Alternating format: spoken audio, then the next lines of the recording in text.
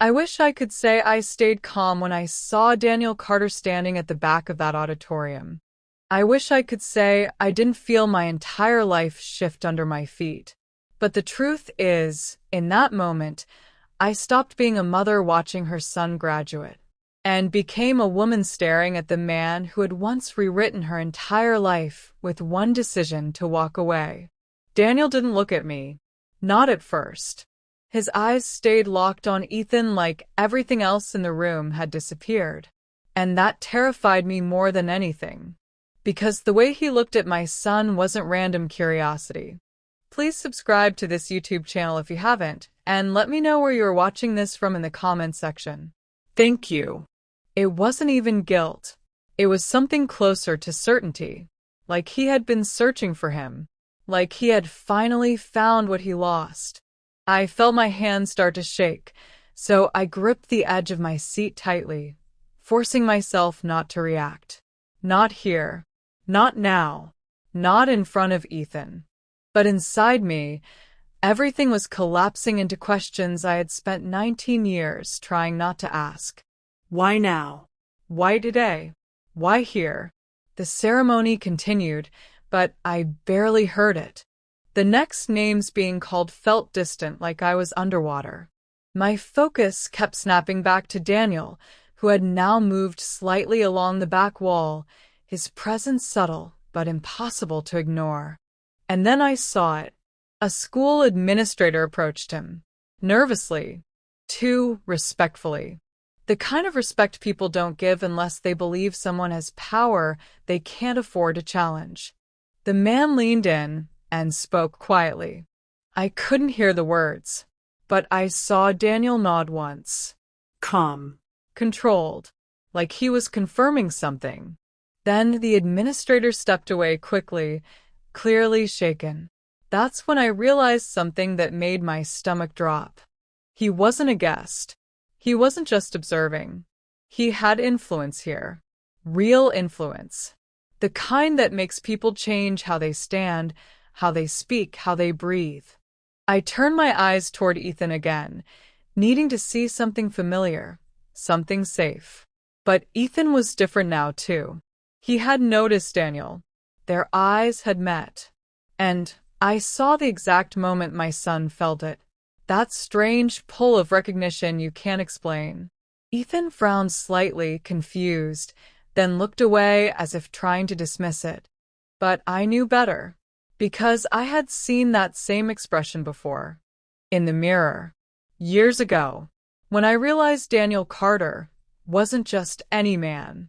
The ceremony ended a few minutes later, though I don't remember how. All I remember is the applause, the standing ovation, the rush of students moving forward, and Ethan turning around, scanning the crowd for me like he always did. When he found me, he smiled. That same innocent, steady smile that had carried me through 19 years of exhaustion. I forced a smile back. But inside, I was screaming, because I knew what was coming next. As the crowd began to disperse, Daniel moved. Not toward the exit, toward the stage. Security followed him closely, but not in a way that restrained him. More like they were escorting him, protecting him. Ethan was still near the stage steps when Daniel reached the front area. And that's when it happened. Daniel spoke for the first time that day. Not loudly, not dramatically, just clearly enough for those nearby to hear. Ethan Williams. The name cut through the noise like a blade. My son froze. So did I. Because he said it like he had been practicing it in his mind for years. Ethan turned slowly. Yeah, he replied, cautious but polite. Daniel looked at him for a long moment before speaking again. And when he did, the entire world seemed to stop moving. I think we need to talk. Ethan frowned. Do I know you? That question hit harder than anything else in the room, because I saw Daniel's expression shift for the first time. Just slightly. Something human breaking through the control. And then he said it. I believe I'm your father. Silence. Not noise, not confusion. True silence. The kind that presses against your ears until you can hear your own heartbeat. Ethan didn't move. Didn't speak. Didn't even blink at first. I stood up halfway, without realizing it, my body reacting before my mind could stop it. And then Ethan looked toward me.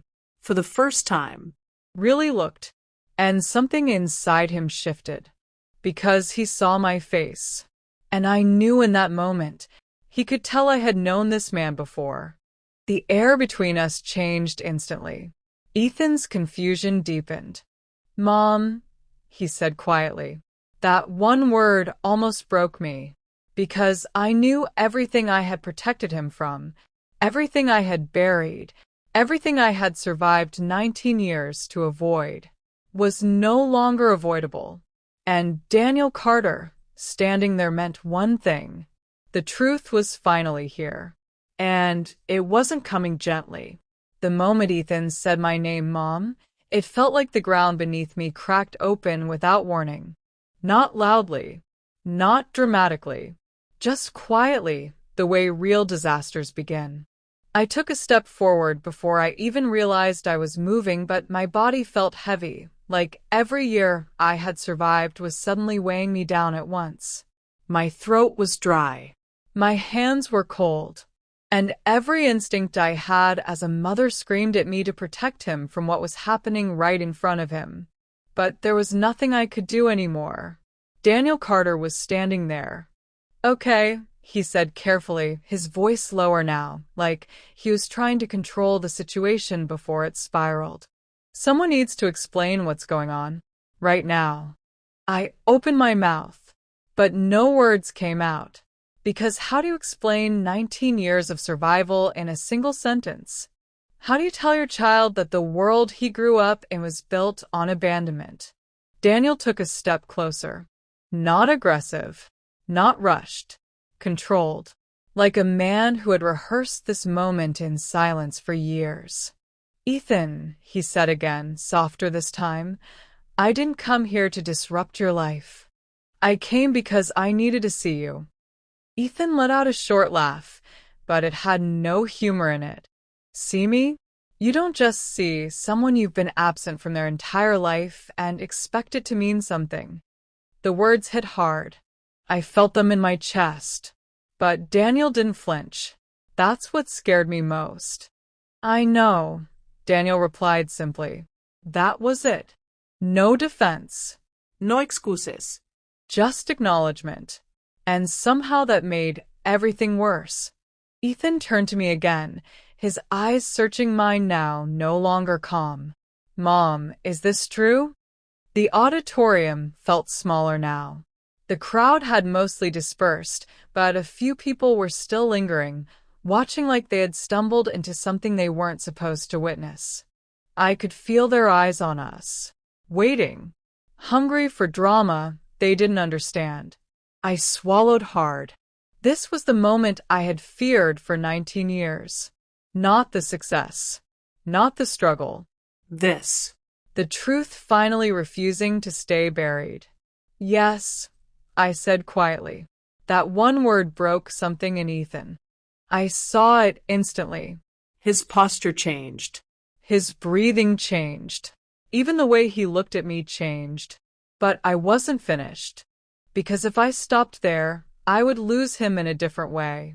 So I stepped closer to him, forcing my voice to stay steady. "But listen to me, Ethan.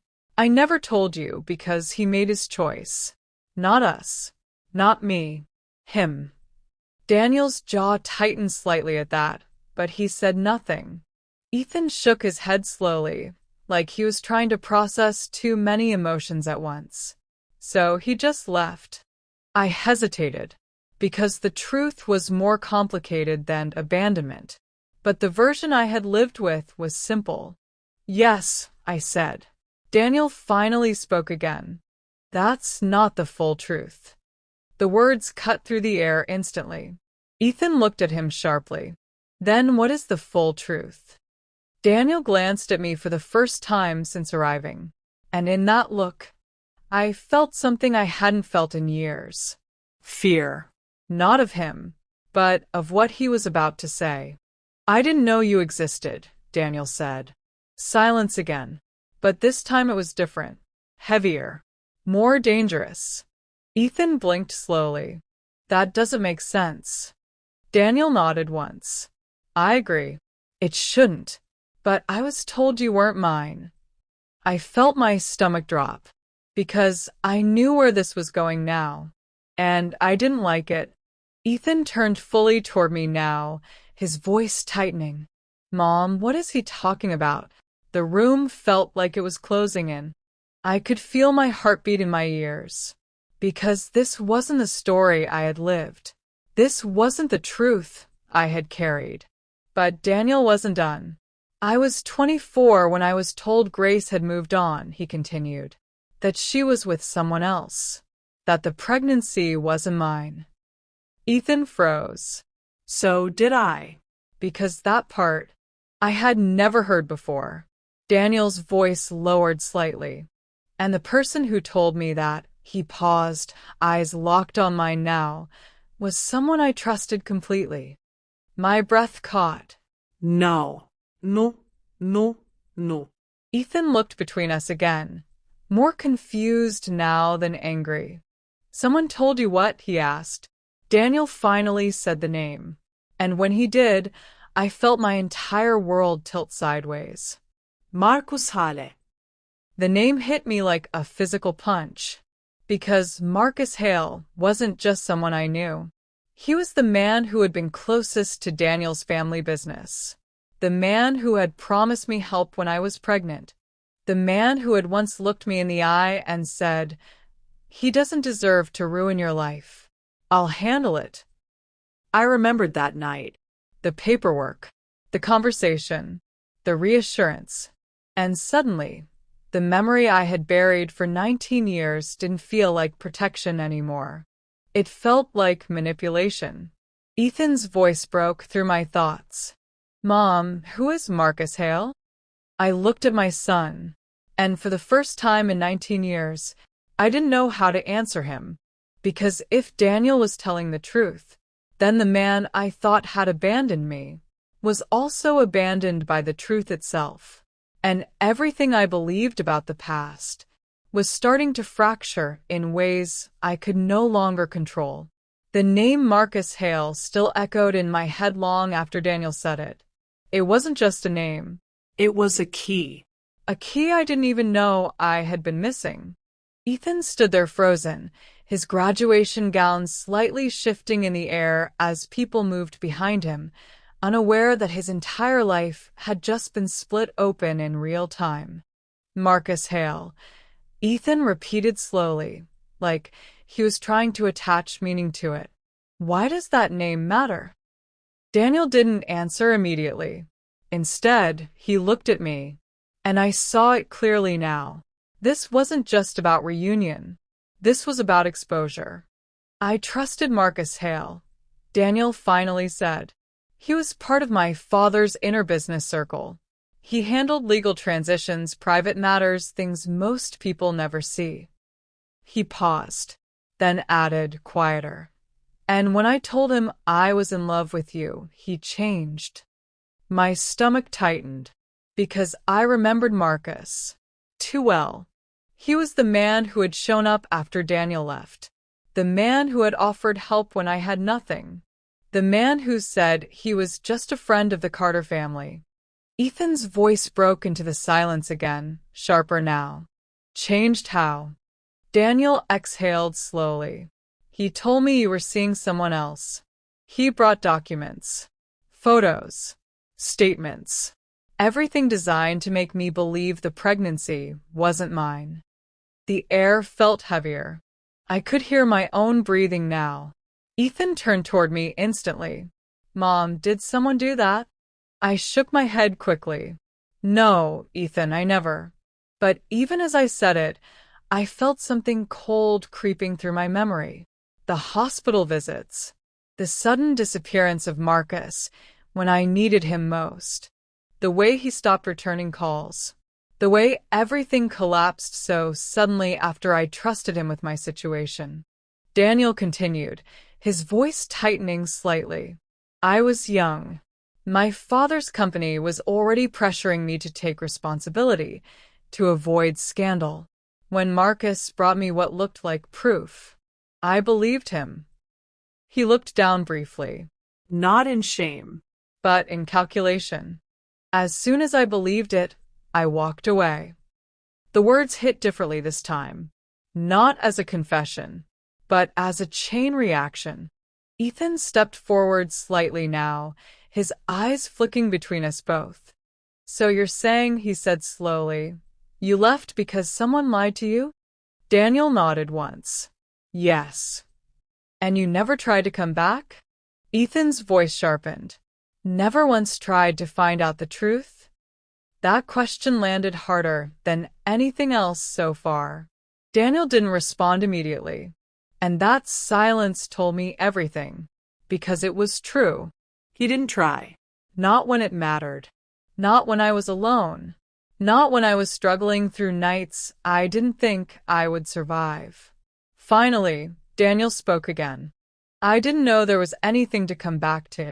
Ethan let out a short, bitter laugh. That sounds convenient. The tension between them tightened instantly. I stepped forward before it could escalate. Ethan, I said softly. But he didn't look at me. Not fully. Not anymore. Because something inside him was shifting. The foundation of everything he believed about his life was cracking. And cracks don't ask permission before they spread. Daniel turned slightly toward me now, and his voice lowered. I need to know something, Grace. My chest tightened immediately. No, I whispered instinctively, even before he spoke the question. But he did anyway. Is he really mine? Silence again. But this one was unbearable. Ethan froze completely. His eyes widened slightly. Not in anger, not in fear, but in something worse. Confusion about his own identity. I felt the weight of the entire auditorium pressing in on me now. The years, the struggle, the choices I made to protect him from exactly this moment. And suddenly I realized something terrifying. Protecting him from the truth had only delayed its impact. I looked at Daniel, then at Ethan. My voice came out quieter than I intended. Yes. That one word changed everything. Ethan stepped back slightly, like the ground had moved under him. Daniel didn't react loudly, but I saw it. The smallest shift in his expression. Relief. Followed immediately by something sharper. Regret. And then something else. Purpose. Because now this wasn't just about truth anymore. It was about correction. Fixing what had been broken. Ethan finally spoke again, but his voice was different now. Lower. Controlled. I need time, he said. And then he looked at Daniel. I don't know who you are. A pause. Then. And I don't know what you want. He turned toward me next. And this was the moment that hurt the most, because his voice softened, but not with comfort, with uncertainty. But I know you, Mom, and I need you to tell me everything. All of it. No more pieces. No more protection. I nodded slowly, even though my chest felt like it was collapsing, because I knew what was coming next. Truth doesn't arrive clean. It arrives all at once. And it always leaves damage behind. Daniel watched Ethan carefully for a moment, then spoke again, quieter this time. I didn't come here to take anything from you. Ethan looked at him sharply. Then why are you here? Daniel paused. And when he answered, his voice carried something I didn't expect. I came because Marcus Hale is still active in my company. The words hit like thunder. My breath caught instantly, because that changed everything. This wasn't just past betrayal. This wasn't just misunderstanding. This was ongoing. And somewhere inside that truth was a danger none of us had fully seen yet. Daniel's eyes narrowed slightly. And I think he's been hiding more than just what he did to us.